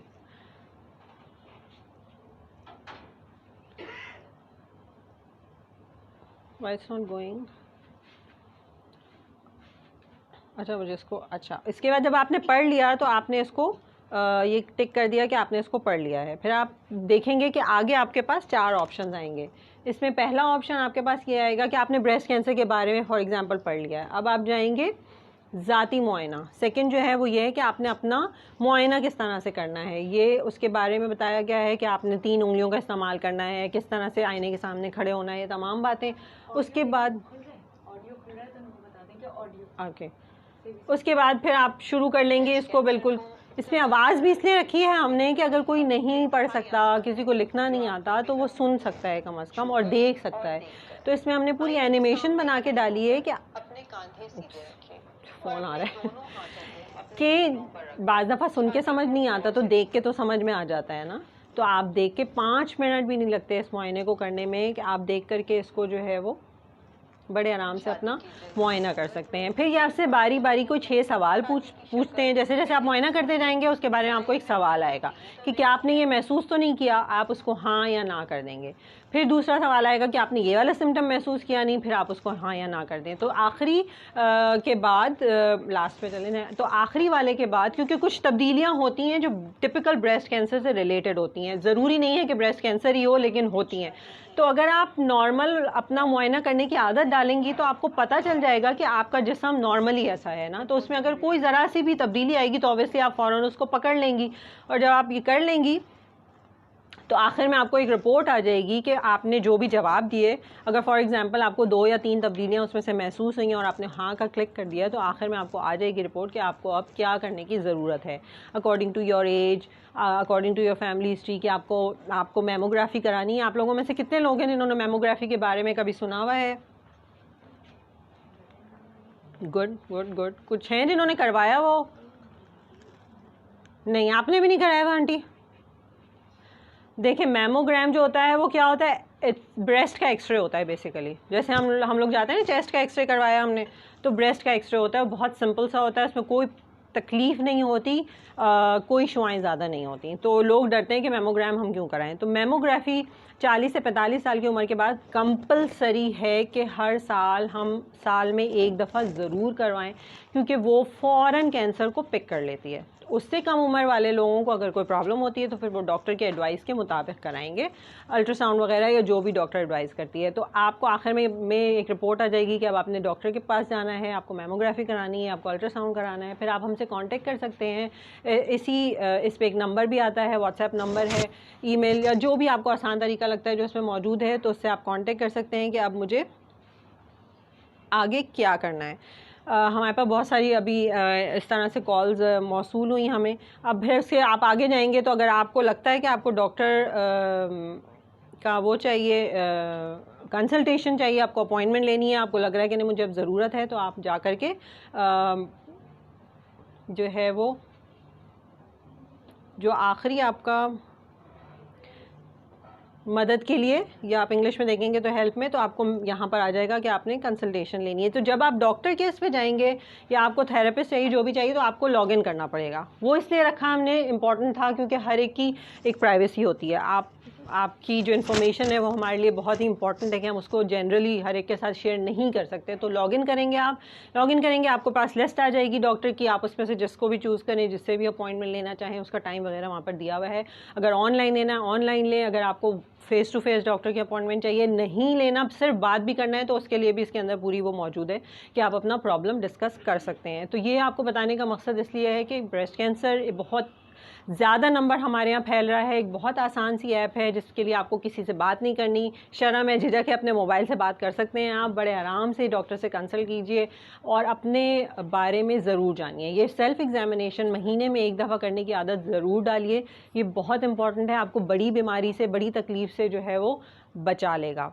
मैं पूरे ब्रेस्ट कैंसर पे इस वक्त नहीं जो है वो आपको लेक्चर दे रही, वो हम किसी और दिन कर लेंगे। इसमें बहुत सारी चीज़ें जिसका औरतों को जानना बहुत ज़रूरी है, स्पेशली जब आप अपनी बच्चियों को ग्रो कर रहे हैं, उनको बताने के लिए बहुत ज़्यादा ज़रूरी है। आप में से किसी को कोई क्वेरी, कोई सवाल किसी भी चीज़ से रिलेटेड सदफ से पूछना हो तो प्लीज़ ज़रूर पूछिए। वैसे मैं 2-3 चीज़ें और आपको उसमें भूल गई मैं उसको बताना कि यहाँ पर मेरे ख्याल है जितनी आप मदर्स हैं, आप लोगों के बच्चे यहाँ ग्रेड 1 से 5 तक है ना, तो 10 साल के अंदर ही होंगे, सभी के बच्चे 10 साल के अंदर ही होंगे। तो मैं उसी के अंदर रह के बात करती हूँ कि 10 साल का जो बच्चा होता है उसको उस वक्त सिर्फ अटेंशन चाहिए होती है अपने माँ बाप की। बेसिकली जो उसकी उस वक्त की नीड होती है वो ये है कि जो वो कोई भी काम कर रहा हो उसकी माँ देख रही हो, उसकी अटेंशन हो उसकी तरफ। वो चाहे अपने किसी भी फेवरेट खिलौने से भी खेल रहा हो, अगर उसकी माँ उसे नहीं देख रही तो वो छोड़ देगा। आपने नोटिस किया होगा, वो छोड़ देगा कि मेरी माँ तो मुझे देख ही नहीं रही। या अगर कोई अपनी फेवरेट स्टोरी भी पढ़ रहा है या टीवी भी देख रहा है तो उसकी कोशिश ये होती है कि चलते फिरते अम्मा नज़र आ रही हूँ, वो उसको एक झलक देख रही हूँ, या अम्मा नहीं है तो दादी हो या अब्बा हो या कोई ना कोई, मतलब उसको हर वक्त एक अटेंशन चाहिए, ये उसकी नीड है। उसको समझने की कोशिश करें, उसको इग्नोर मत किया करें। मुझे याद है बचपन में जब मम्मी नमाज पढ़ा करती थी तो मैं ये नमाज क्यों पढ़ी, ये वाला टाइम भी जो है ना इनको मुझे देना चाहिए। तो बाकी बच्चे के अंदर ये चीज़ होती है कि उसको स्पेशली अपनी माँ की जो है ना वो बहुत ज़्यादा अटेंशन चाहिए होती है। हम नहीं दे रहे होते हैं तो उसको बहुत ज़्यादा बुरा लगता है और बुरा भी लगता है और वो अच्छा फील नहीं करता। तो उसको मैं सिर्फ ये उसको उसकी इम्पोर्टेंस को समझें, वो एक अहम बात है ना कि उसको उसकी ज़रूरत है उस नीड की। जिस तरह एक लड़की है, उसकी शादी हुई है, उसको लगता है कि उसका शौहर उसको तवज्जो दे, शुरू में तो उसको चाहिए ही होता है ना। इसी तरह उस बच्चे की जो 10 साल की उम्र तक का बच्चा है उसको भी बहुत शदीद ज़रूरत होती है, मेरी माँ बस मुझे देख रही हूँ, उसकी अटेंशन मुझे चाहिए। तो उसको इग्नोर मत किया करें। उसको आज का खाना इग्नोर कर दें, खाने पीने का मुझे लगता है इतना इम्पोर्टेंट नहीं होता। आज का खाना खिला दे, कोई नहीं कहना मेरा बच्चा। जी बोलें। हमारे इधर तो जो है ना, मेरा बेटा माशाल्लाह 17-18 साल का है, बेटी 16 साल की, उनको भी माँ चाहिए होती है। वो देखो हम छोटे बच्चे तो बस देखें तो हाँ, मैं आपको यही बात बता रही हूँ, अगर वो 10 साल तक की उम्र में वो उसकी ज़रूरत, हाँ उसकी ज़रूरत अगर ये पूरी नहीं हुई तो वो उसकी उम्र की आखिर हद तक जाती है। उस वक्त भी हाँ वो इसीलिए देखते हैं कि ये बचपन के होते हैं जो उसको नहीं मिली, वो आखिर वक्त तक अटेंशन मांगेगा, जब तक वो बूढ़ा भी हो जाएगा तब भी उसको हाँ उसको हाँ, लेकिन क्योंकि ये ज़रूरत उसकी पूरी नहीं हुई। तो इसको अभी अब 10 साल के बाद वो निकलेगा तो थोड़े दिनों बाद आप सब ये फेस करेंगे, इसलिए मैं आपको अभी बता रही हूँ कि फिर उसकी एक ज़रूरत ये होती है कि वो अच्छा नज़र आए। चाहे वो लड़की हो या लड़का। आप ये चेंजेस देखेंगे कि वो फिर बाल बनाने हैं, फिर वो आईने के सामने खड़ा है या खड़ी है, फिर उसकी ये नीड होती है कि वो अच्छा नज़र आए, उसकी तारीफ़ की जाए, तो किया करें, उसकी तारीफ़ करें, उसको बोलें हाँ ये पहनो, ये तुम अच्छे लगोगे, ये भी उसकी एक ज़रूरत है ना। अगर वो उस वक्त पूरी नहीं हुई जो उसकी उम्र थी, तो वो भी फिर आखिर वक्त तक जो है ना वो कहीं ना कहीं निकलती हैं ये सारी नफसियाती चीज़ें। उसके बाद जब वो अपनी बलूगत के बाद की उम्र में दाखिल हो रहा है, और उस वक्त की बाद की जो उम्र होती है, उस वक्त आपको पता है माँ बाप इतने इम्पोर्टेंट नहीं रहते, फिर वो दोस्त उनकी जगह ले लेता है, फिर वो उनकी दोस्तियाँ बढ़नी शुरू हो जाती हैं, चाहे वो गली मोहल्ले के दोस्त हों, चाहे वो स्कूल के दोस्त हों, चाहे वो फैमिली के दोस्त हों, कज़न्स हों या कुछ भी हों। और ज़रूरी नहीं कि अपनी उम्र के दोस्त हों, कुछ लोगों की अपनी बड़ी सी उम्र के लोगों से भी दोस्ती हो जाती है। तो उसको भी इग्नोर मत करें, मतलब उसको ये मत कहें कि फ़लाने से मत मिलो, इससे मत मिलो, यहाँ मत बैठो, वो मत करो, ये मत करो। जब इतनी ज़्यादा आप उस पर पाबंदियाँ लगाते हैं ना दोस्तों से मिलने पे, वो इरिटेट होने लगता है बच्चा, फिर वो आपसे भी दूर हो जाएगा। वो जितनी अटेंशन आपको उसको दी है ना आपने, वो सब ज़ाया हो जाएगी उस वक्त, अगर आपने उसको गलत तरीके से संभालने की कोशिश की। क्योंकि बच्चे का जो दोस्त होता है ना, वो माँ के मैके की तरह ही होता है, मतलब आपने उसकी बुराई की नहीं कि वहाँ उसको गुस्सा आया नहीं। तो इसको बिल्कुल इसी तरह समझा करें कि जिस तरह कोई आपके मैके की बुराई करे, आप बच्चे के दोस्तों की बुराई ना करें कभी। उसको वहाँ पर आपको थोड़ी सियासत दिखानी पड़ती है बच्चे के साथ, वरना वो मिलेगा, बात भी करेगा उससे, आपको नहीं बताएगा बस। जैसे आपको अगर ससुराल वाले आपका शौहर रोक दे, तुमने अपनी माँ से नहीं मिलना या अपने फ़लाने भाई से नहीं मिलना, मिलना तो है उसने, छुप के मिलना है, उसने नहीं बताना। तो बच्चा भी ऐसे ही करता है फिर। तो ये इन चीज़ों को ना अहमियत दीजिएगा प्लीज़, इसको छोड़िएगा नहीं, क्योंकि ये फिर बाद में पक्की उम्र में जाके बड़े होने के बाद तक ये मसले ज़िंदगी के साथ रहते हैं, और फिर उसको ख़त्म करना बहुत मुश्किल हो जाता है। आप लोग प्लीज़ कोई भी क्वेरी है, सवाल जहन में आ रहे हैं तो ज़रूर पूछिए, शर्माना वरमाना छोड़ दीजिए प्लीज़। आप लोग जो है ना आजकल की ख़वातीन का शर्म झिझक जो है ना वो वाली ज़रूर रहनी चाहिए जो दूर लेकिन ये बोलने वाली नहीं रहनी चाहिए। बोलना सीखें और बच्चों को भी बोलना सिखाएं भाई। वेंट आउट बहुत ज़रूरी है, अपने अंदर जो भी है वो बाहर निकलना चाहिए। जी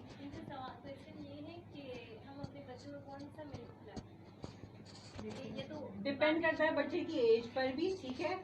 देखिए माँ के दूध का कोई सब्स्टिट्यूट नहीं है, इसलिए ब्रेस्ट फीडिंग लाजमी करानी है। या आप लोगों ने रुझान डालना है अपनी बच्चियों में भी। आजकल की लड़कियों को ज़रा मुश्किल होती है, पकड़ना नहीं आ रहा बच्चे को, यूँ नहीं करना आ रहा, वो नहीं हो रहा, बट 2 साल बच्चे को लाजमी दूध पिलाना है।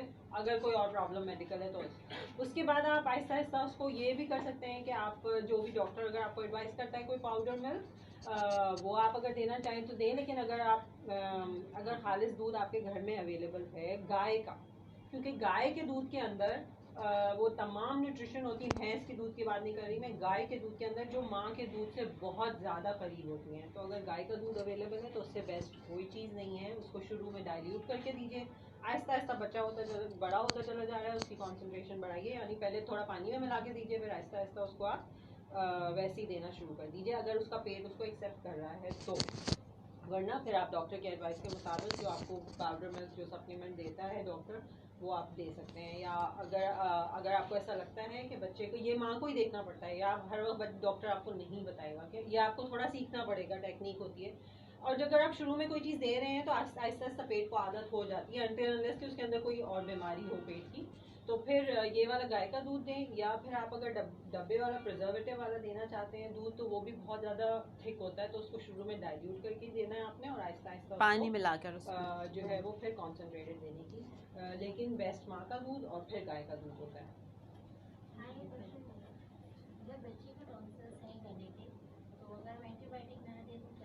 नहीं, उस सूरत में ऑब्वियसली जब टॉन्सिल्स हैं उसको और वो इन्फेक्टेड हो गए हैं। देखिए टॉन्सिल्स क्या होते हैं, वो दूध बढ़े हुए। टॉन्सिल्स खुद कोई बीमारी नहीं होती। टॉन्सिल्स का मसला ये है कि वो किसी भी माइनर से चीज़ से भी उसमें इन्फेक्शन हो जाता है, और जब वो इन्फेक्शन हो जाता है तो वो बहुत तंग करता है बच्चे को, तो उस वक्त आपको लाजमी एंटीबायोटिक देनी पड़ जाती है।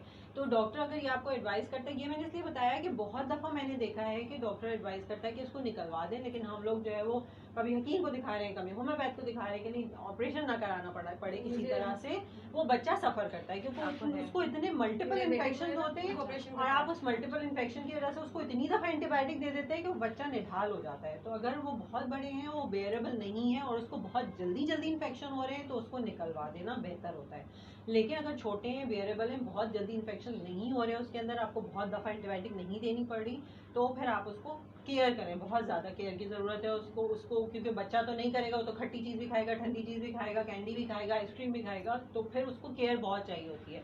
तो ये मैंने इसलिए बताया था कि आप डिपेंड करता है कि बच्चे की क्या कंडीशन है, उसके हिसाब से उसको जो है वो डील करने की ज़रूरत है। ऑपरेशन करवाया तो बेटर है। बिल्कुल, वो दोबारा ज़रूर रीग्रो हो जाते हैं, ये नहीं है कि नहीं, लेकिन अगर इतने जल्दी इन्फेक्शन, जैसे हर महीने में 1 दफ़ा, हर महीने में 2 दफ़ा, इस तरह से अगर इन्फेक्शन हो रहा है तो वो बच्चे की ग्रोथ पे इफेक्ट करता है। तो आप बच्चे की ग्रोथ कॉम्प्रोमाइज नहीं करें, आप सिंपल सा ऑपरेशन होता है, कोई बहुत उसमें मुश्किल बात नहीं है, तो करा लेना चाहिए। और भाई यहाँ से क्यों नहीं सवाल आ रहा कोई? मेरी बेटी है छोटी, उसका थोड़ा सा प्रॉब्लम ये था कि जब वो 1 ईयर 3 मंथ की थी, तो एक छोटी सी स्कूल से गई थी, उस टाइम उसकी आइज थोड़ी सी रोड हो गई थी, बट दैट टाइम उसको फीवर वगैरह था। ओके, तो हम उन्हें JPMC लेके गए, उन्हें न्यूरो वार्ड में रेफर किया गया और वहाँ उन्हें CT ब्रेन एडवाइस किया गया। जो ही हम वहाँ गए वॉर्ड 16 में JPMC में, तो वो एकदम से रिकवर हो गई। उन्होंने उसका GCS वगैरह देखा तो 50 सही था। उन्होंने कहा कोई ऐसा मसला नहीं है। फिर उन्होंने दोबारा फॉलोअप के लिए भी बुलाया। एनीवे वो यहाँ पर भी माशाल्लाह अच्छी इंटेलिजेंट देती है। बट द थिंग इज अभी वो ऑलमोस्ट 9 ईयर्स और फ्यू मंथ्स की है। तो थोड़ा सा आपने ये जो डिस्कस किया कि attention disorder, I think that was the term, attention disorder. मैंने उसके लिए बहुत सारी अटेंशन डिसऑर्डर्स वो फील की है कि एट ए टाइम कभी कभार वो ड्राइंग करना शुरू हो जाती है और अभी उन चीज़ों को समेटती नहीं है तो पुराने पापों का करना शुरू कर देती है। और कभी ब्लॉक होती है। फिर एक बार मुझे याद आया कि मैं इससे न्यूरो में इसका रिव्यू करवा दूँ, कि मुझे उसकी वो हिस्ट्री याद है, अभी तक वो पेपर्स नहीं रखे। फिर मैं सिविल में, मुझे किसी ने रेफरेंस मिला, मुझे सिविल में मैंने न्यूरो में दिखाया, उन्होंने उनकी EEG करवाई। ओके, फिर उन्होंने कहा कि वो बिल्कुल नॉर्मल है। फिर उन्होंने उनको थोड़ी देर एक टैबलेट पे रखा, I don't know what was the name, थोड़ी साइकेट्रिक टाइप की थी, बट बहुत 0.5 डोज फॉर फ्यू डेज, और उसके बाद वो भी उन्होंने टेपर ऑफ करके स्टॉप कर दिया। सही। अभी आपने तो लेक्चर में इसको हमें बताया कि अटेंशन डिसऑर्डर है, गूगल पे जाके कुछ मेंटल एक्टिविटीज़ या मेंटल एक्सरसाइज। बिल्कुल बिल्कुल। मेरा क्वेश्चन ये है कि वो मेंटल एक्टिविटीज़ या एक्सरसाइज आई वांट टू सी, तो मैं अपना क्वेश्चन क्या करूँ? अच्छा, एक तो आप मुझे बताइए कि आपने उनको जो EEG नॉर्मल आने का मतलब ये होता है कि अगर उसको ADD यानी अटेंशन डेफिसिट डिसऑर्डर होता तो ऑब्वियसली EEG में चेंजेस आती है, जो कि नहीं आई, दैट्स अ गुड थिंग। तो इट्स नॉट नेसेसरी कि उसको ADD हो, देयर वैरायटी ऑफ थिंग्स जो होती हैं बच्चों में। तो जो मेडिसिन जब उन्होंने दी उसको, तो क्या आपने उसमें चेंज देखा, उसका बिहेवियर बेहतर देखा? उसका नाम है ST व्हाटएवर इट इज, आपने उसको मैंने 2 वीक्स के लिए दी थी 0.5 उसके बाद थोड़ा सा उसका वो था ना, कभी ये करना कभी वो करना, कम हो गया, थोड़ा सा मुझे फर्क पड़ा। फिर मैंने काफ़ी न्यूरोलॉजिस्ट से डिस्कस किया, उन्होंने कहा इट्स नॉट गुड, आप टेपर ऑफ करें। बिल्कुल, क्योंकि शुरू से एकदम मेडिसिन से शुरू नहीं करते हैं बच्चों को।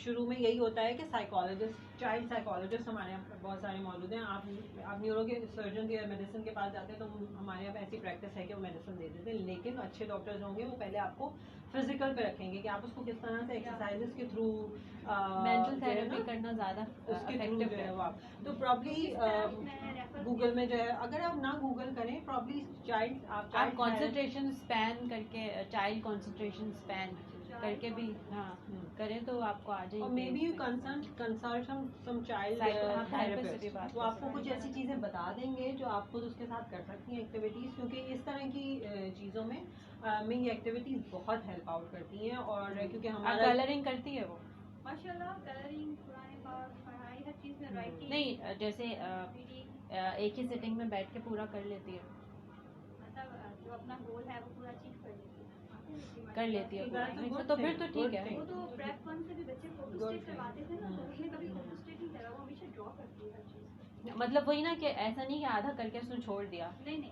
वो तो पूरा कर रही है ना। हाँ, तो वो इंशाल्लाह कोई इतना ज़्यादा मसला नहीं होगा उसके साथ। एक और क्वेश्चन है मेरा, वो रिगार्डिंग ये है कि मोस्टली आपने जो डिस्कस किया क्लोजअप करने के लिए, तो ज़्यादातर भी प्लानिंग के बच्चों के हैं। अब जैसे फॉर एग्जाम्पल जो बच्चे 11 to 12 ईयर्स के होते हैं, ठीक है, तो देखा जाए तो एक तरह से वो अपने बचपन को खैरबाद कर रहे होते हैं। हाँ, एग्जैक्टली, एडोलेसेंट में उनका पहला कदम होता है, तो I think that is a very hard period for the parents. बिल्कुल, वो ट्रांजिशन बहुत मेरा इम्पोर्टेंट बेटा होता है। वो समझता है कि मैं शायद बहुत ज़्यादा बड़ा हो गया हूँ, वो बाइक चलाने की परमिशन मांगता है, और ये इस पे थोड़ा सा मुझे साइकोलॉजी का, देखिए teenage, exactly, I think teenage crisis आ जो है वो बहुत बड़ा एलिमेंट हम आजकल बच्चों में देख रहे हैं। मेरी अपनी बेटी जैसे टीनेज में गई तो उसने ऐसे ऐसे गूगल करने शुरू कर दिए जो मुझे भी नहीं पता था। मैं भी इस उम्र से गुजरी हूँ, बट आई नेवर नो कि ये सारी चीजें होती हैं। तो उसने कहा आपको पता ही नहीं टीनेज क्राइसिस होता क्या है। तो और उसके हल भी वो तलाश कर रहे हैं ना आजकल बच्चे गूगल पे, इसीलिए हम अवेलेबिलिटी की वजह से। बिल्कुल बिल्कुल, तो वो सारी चीजें उनको इफेक्ट करती है ना, जो वो पढ़ रहे हैं, जो वो उसमें देख रहे हैं, तो वो उसको महसूस करना शुरू हो जाते हैं कि नहीं ये मेरे साथ तो ये भी हो रहा है, तो ये भी हो रहा है। एक और चीज़ जो कि मैंने अपने तजुर्बा से सीखी और मैं पेरेंट्स से भी कहना चाह रही हूँ, मुझे लगता है मैं सही हुई हालत हूँ कि मैंने ये सीखा है कि कम अज़ कम हमें अपने बच्चों को ये नहीं कहना चाहिए कि हम तो इस उम्र में ये कर देते हैं। Time is totally change. ये जवाब भी आपको सुनने को मिलता है कि हाँ आपका दौर अलग था, आपका टाइम अलग था। तो थोड़ा सा ये मुझे ये जो 12 ईयर्स की एज है और थोड़ा सा इससे नॉर्मली साइकोलॉजिकल चेंजेस क्या होती है, हाउ देखिए कि उसमें हार्मोनल चेंजेस भी हो रही होती है ना, बायोलॉजिकल चेंजेस भी हो रही होती हैं, तो और ऐसे में हमें किस तरह सब्र करना चाहिए, बहुत पेशेंस चाहिए रियली, उसमें बहुत पेशेंस चाहिए बीइंग अ मदर आपको, क्योंकि आपको उसको सुनना है, पूरे तरीके से सुनना है, क्योंकि और उसका बिहेवियर इतना चेंज होता है उसका because of this hormonal changes. आपको अग्रेसिवनेस बहुत नजर आएगी बच्चों में आजकल। अच्छा, उसका हल ये है कि आप अपने अंदर थोड़ा सा पेशेंस उस वक्त दिखाना पड़ता है कि चीज़ों को टॉलरेट करना सीखें। अगर आप उस वक्त आप भी गुस्सा करेंगी ना तो वो वही सीखेगा, वो ज़्यादा गुस्सा करेगा बच्चा उससे ज़्यादा।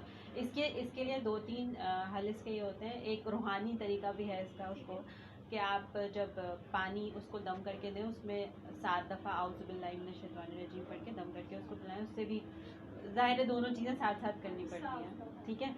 2-3 चीज़ें, ये एक रूहानी तरीका है। फिर एक मेडिकल चीज़ ये कि उसके अंदर हार्मोनल चेंजेस आ रहे हैं, तो आपको उसको बताना है कि ये चेंजेस तुम्हारे अंदर आ रहे हैं और ऐसा रियलिटी चेक आपको देनी है। ये नहीं बताना भाई कि तुम्हें ये गुस्सा हो रहा है, यूँ हो रहा है, वो आपको बताना है कि क्यों हो रहा है। आप देखिए बच्चे को जब भी समझाए ना उसका रीजन जरूर दें बच्चे को। आप रीजन नहीं देंगे वो रीजन कहीं और जाकर के ढूंढेगा, तो आपने खुद वेल अवेयर होकर उसको रीजनिंग देनी है ताकि उसको सेटिस्फाइड, क्योंकि ये उसके लिए भी मुश्किल हो रहा है ना, उसको भी तो अपनी समझ नहीं आ रही ना कि मैं ऐसा क्यों कर रहा हूँ। तो ये चीज़ें उसको भी समझाएं और ज़्यादा मोहब्बत से पेश आने की ज़रूरत है। उस फेज में आपको बहुत प्यार से और पोलाइटनेस से डील करना पड़ेगा उसको। आपने कोई दवाई वो सब नहीं करनी है ऑब्वियसली, आपने सिर्फ और सिर्फ जो है वो सुनना है बच्चे को और मोहब्बत से रखना है। और यही चीज़ जो है वो जो 3-4 साल है वो वाले टीनेज वाले वो इसी तरह पेशेंस से गुजरते हैं और बच्चा खुद ब खुद उस वक्त ज़्यादातर पेरेंट्स से गलती ये होती है कि हम उसको इंसेंटिव देना शुरू कर देते हैं। अच्छा, अगर तुम्हारे नंबर ज़्यादा आए तो मैं तुम्हें ये करके दूंगा। जैसे आप कह रही हैं कि आपका बेटा बाइक चलाने, अब आप उसको ये कह दें कि ठीक है इस साल तुम्हारा अगर A ग्रेड आ गया तो मैं तुम्हें बाइक चलाने की इजाज़त, ये गलत तरीका है। फिर वो ज़िंदगी भर यही करता रहेगा, हर किसी से यही एक्सपेक्ट करेगा। हाँ, तो उसको वहीं पर समझाने की वक्त वही समझाएंगी आपकी बाइक देखो बाइक चलाने की है, उसके प्रोज एंड कॉन्स बताएं कि लाइसेंस मिलेगा आपको इस उम्र में मिलेगा। आपने उसको टेक्निकल तो चलना है लेकिन आपने उसको लीगल मैटर्स भी सारे समझाने हैं ना ऑब्वियसली, कि उसके दिमाग में कोई ये चीज़ ना रह जाए कि मैं वो फलां बच्चे ने इस वक्त चला दी, वो आपको रीजनिंग देगा ना कि मेरे उस दोस्त ने चला दी। एग्जैक्टली, बिल्कुल बिल्कुल ये वाली चीज़ें तो बहुत ही टेक्निक वही वाली बात है, आपको सियासत सीखनी पड़ेगी, मैनिपुलेटिव होना पड़ेगा। तो बहुत है, अगर इसको थोड़ा सा टाइम पे खाना अगर नहीं मिलता नहीं तो फिर इसको होनी शुरू हो जाती है। और ये उसके अब्बा के साथ तो नहीं है मसला? नहीं, ये जेनेटिक होता है इसलिए मैं आपसे पूछ रही हूँ। दोनों बोल रहे हैं ना ऐसे ले लेते हैं लेकिन ये वाला मैटर थोड़ा सा होता है फैमिली का, अगर नहीं है तो फिर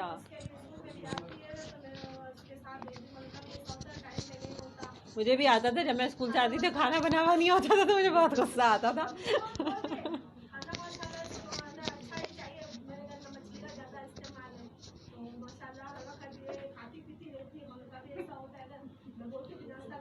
अच्छा, तो ये सिर्फ एक ही उस पे होता है कि खाना नहीं टाइम पे मिले तभी गुस्सा आता है? खाने पे गुस्सा आता है ना, उसको शौक है खाने में। अच्छा, 2 साल की है? 9 साल की। 9 साल की है। आपने ऐसा कभी चेक किया है कि मतलब उस खा रही ज़्यादा है और उसका वज़न नहीं बढ़ रहा है या पेट में क्रैम्प्स वगैरह हैं, ऐसे कोई इश्यूज तो नहीं है उसको? खाना तो बस इतना खा लेती है माशाल्लाह के पेट भर के ही खाती है, वो तो कमजोर है, तो डॉक्टर को दिखाया तो बोलते पेट पे की है, इसकी वजह से। मैं आपसे इसीलिए ये सवाल पूछ रही थी क्योंकि ये होता है बच्चों के साथ, स्पेशली ये वाली एज में। इसकी तो एज थोड़ी ज़्यादा है, लेकिन अगर रोज़ों के लिए इतना जिद करती है, कल भी इतना रो रही थी, बोले मुझे रोजा रखना, मुझे डर लगता है, करके कि बेहोश हो जाएगी तो नहीं, तो आप बच्चे को इसी तरह डील करते हैं। हम भी बच्चों को तो आप ट्रायल पे रखें, उसको कहें तुम पहले छोटा वाला रोज़ा रखो, ये वाला डे टेक्निक्स बड़ी काम आती हैं। हाँ, उसको पहले हाफ डे रखवाएं। एग्जैक्टली। और फिर आप चेक कर लें कि कहीं उसकी तबीयत खराब तो नहीं हो रही। नहीं, जब वो खुद कह रही है ना, जब खुद बच्चा कह रहा है ना तो फिर वो कह रही है ना, करेगा। तो फिर वो कर हाँ, लेगी। सही। लेकिन ये वाला इश्यूज का हो सकता है, आप डीवर्म कर लें, उसमें कोई हर्ट नहीं है। वो जो भी डॉक्टर ने आपको दवाई दी हो, पिलाने वाली जो एक दफ़ा होती है, ये ज़रूर करके देख लें। अच्छा, तो इसका मतलब है कि फिर वो उसका अपना हाँ, खुद उसको शौक है। हाँ, नहीं तो फिर सही है। नहीं, वो रोजे रखना शुरू करेगी तो इंशाल्लाह मे भी बेहतर हो उसके अंदर जाएगी। आ जाएगी हाँ। वो चीज़ इंशाल्लाह। बड़ा टेक्निकल काम है बच्चे को परवरिश बहुत करना, पालना और बढ़ाना। उसकी तरबियत करना जो है ना, चार बेटियां हैं, तीनों माशाल्लाह सही है, माशाल्लाह ना पूरा भी छोटी ने कल 6 साल वाली है, उसने कल रोजा रखा था, इसको पता भी नहीं था, मदरसे में गए मेरे पास, वो देख के शौक हो जाता है। एग्जैक्टली। बच्चों में किताबें पढ़ने की आदत ज़रूर डालें, ये बहुत इंपॉर्टेंट होता है। कोई भी किताब हो, कुछ भी हो, रीडिंग हैबिट्स बहुत ज़्यादा करें।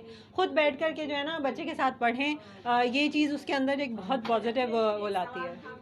2 मरतबा तो आए, मैंने कैसा किया, तीसरी मरतबा आए, मुझे नींद इतनी आती मैं इधर बैठा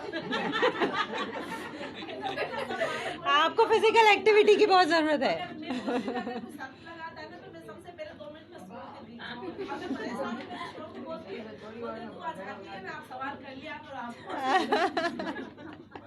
नहीं, वाकई आप अपने अंदर फिजिकल एक्टिविटी करके देखें, कोई चहलकदमी की, वॉक करने की, कुछ भी कोई ऐसी एक्टिविटी डाल के देखें, उससे बहुत फ़र्क पड़ेगा आपको। नहीं, वो वाली एक्टिविटी नहीं है, ना कहे मुझे कि मैं घर के कामों में एक्टिव हूँ, नहीं, ये फिजिकल एक्टिविटी नहीं है। आपका आधा घंटा एक्सक्लूसिव आपके लिए होना चाहिए, उसमें आप या तो वॉक कर रही हो, आप कोई काम घर के काम के अलावा, तो वो फिजिकल एक्टिविटी है। बिल्कुल।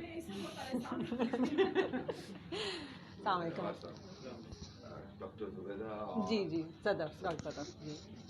on behalf of our school, अब आई थिंक माइक इनको चाहिए होगा। नहीं, माइक की ज़रूरत तो नहीं है वैसे, हम लोग आवाज़ इतनी काफ़ी है, लेकिन थैंक यू सो मच। आप में तशरीफ़ लाए और इत्तफ़ाक़न हमारे खुशनसीबी कि हम तो एक को इनवाइट करने के थे, ये हमारे स्कूल की खुशनसीबी, आपकी खुशनसीबी की 2 doctor at the same time, तो ये हमारी खुशनसीबी, इनके लिए ज़ोरदार तालियां होनी चाहिए।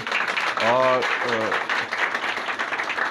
दोनों डॉक्टर्स का, डॉक्टर जुबैदा का, डॉक्टर सदफ़ का बहुत बहुत शुक्रिया कि इन्होंने अपनी मसरूफियात में से हमें टाइम दिया। और मैं देख रहे थे प्रेसिडेंट साहब, हम तकरीबन 10-15 मिनट बाद खड़े थे, अब ख़त्म होगा, 12 बज के, अब ख़त्म होगा, अब ख़त्म होगा, अब ख़त्म होगा, सवाल जवाब। अगर हम इसको ब्रेक ना करते, मुझे लगता है 1 बजे तक चलता, तो फिर ये ज़ाहिर सी बात है। बिल्कुल। तो थैंक यू सो मच। और मुफर्रा तो हमारी बहुत ख़ास एक दोस्त है, उसको शुक्रिया हम नहीं बोलेंगे, उसको हम शुक्रिया नहीं बोलेंगे, लेकिन फिर भी एक लाइव चल रहा है, तो मुफर्रा थैंक यू सो मच। अब मैडम स्कूल की तरफ से छोटे छोटे तोहफे आप लोगों के लिए, और ज़ोरदार तालियां होनी चाहिए तमाम।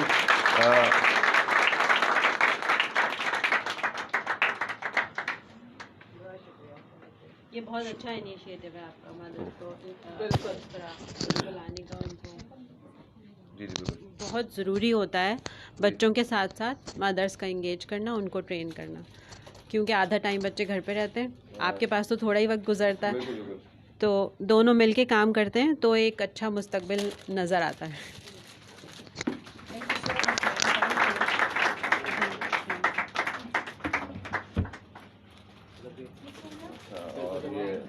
मुफरा के लिए वैसे हमारा इरादा नहीं था मुफरा को देने का, जब मैंने बात को शुक्र नहीं किया नहीं दिया। लड़ाई ना करें। मैंने कहा वापस भी तो बुलाना है। जोरदार तालियां हो जाए। और अब ये प्रेसिडेंट साहब की तरफ से chief officer doctor Sadaf Sadiq के लिए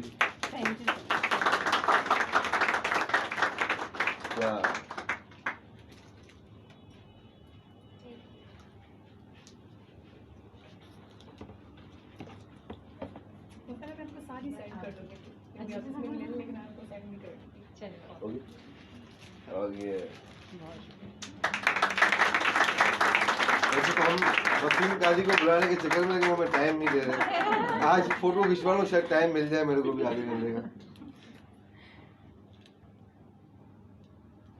thank you so much.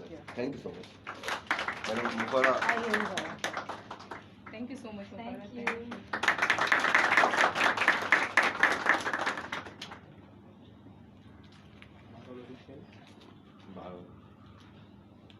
Let's have a group picture together. एक सबके साथ group picture हो जाए. इट्स मुफरा जिसकी वजह से आज हम लोग यहाँ पर हैं।